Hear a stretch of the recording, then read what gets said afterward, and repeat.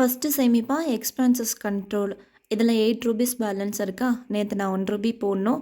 டோட்டலாக 10 ரூபீஸ் எடுத்து என்னோடய சேவிங்ஸில் ஆட் பண்ண போகிறேன். அடுத்தது காலண்டர் சேமிப்பு. இதில் 1 2 3 4 இது எல்லாத்தையும் நீங்கள் ஆட் பண்ணிங்க அப்படின்னா 10 ரூபீஸ் வரும்.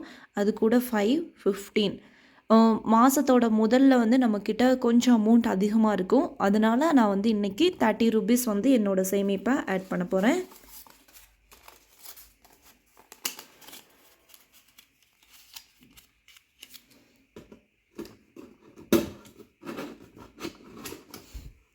அடுத்து நம்மளோட டைஸ் சேலஞ்ச். என்ன நம்பர் விழுதோ அது என்னோடய சேமிப்பு. 5 விழுந்திருக்கு. 50 ரூபீஸ் என்னோடய சேமிப்பை நான் ஆட் பண்ண போகிறேன். உங்களுக்கு இந்த 3 சேமிப்பில் எந்த சேமிப்பு பிடிச்சிருக்கு அப்படின்றத மறக்காமல் கமெண்ட்டில் சொல்லுங்கள்.